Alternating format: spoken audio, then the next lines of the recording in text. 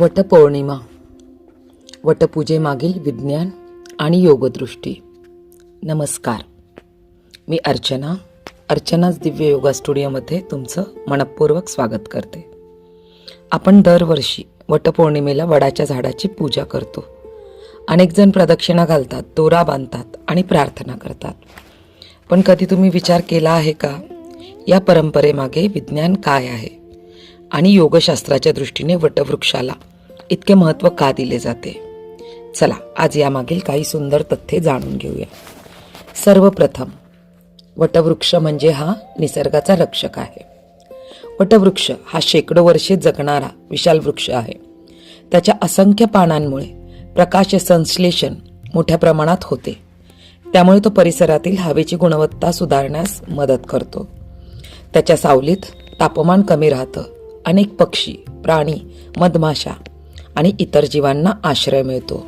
म्हणजेच एक वटवृक्ष संपूर्ण परिसंस्थेला आधार देतो. वृक्षाखाली बसल्याने मन शांत होतं का, हा प्रश्न तुम्हाला असेल तर आज विज्ञान सांगते की निसर्गात काही वेळ घालवल्याने ताण कमी होतो, मन शांत होते आणि एकाग्रता वाढते. योगामध्येही ध्यानासाठी शांत नैसर्गिक वातावरणाला महत्त्व दिले आहे. म्हणूनच ऋषी, योगी आणि नाथ संप्रदायातील साधक वटवृक्षाखाली साधना करत असत. वटवृक्षाभोवती प्रदक्षिणा घालताना आपण हळूहळू चालतो, मंत्र जप करतो आणि श्वासावर लक्ष केंद्रित करतो. यामुळे शरीराची सौम्य हालचाल होते, श्वसन नियमित होतं आणि मन वर्तमान क्षणात स्थिर होते. हे चालत्या ध्यानासारखे आहे.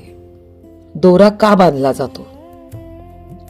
दोरा बांधण्याचा खरा अर्थ फक्त धार्मिक विधी नसून निसर्गाशी असलेले आपले नाते दृढ करण्याचा संकल्प आहे.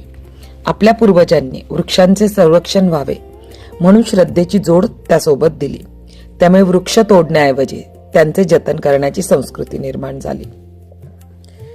योगदृष्टीने वटवृक्षाचं महत्त्व काय आहे तर नाथ परंपरेत वटवृक्ष हा स्थैर्य, संयम, दीर्घायुष्य आणि आत्मज्ञानाचे प्रतीक मानला जातो. त्याची खोल जाणारी मुळं आपल्याला जीवन मूल्यांमध्ये स्थिर राहायला शिकवतात.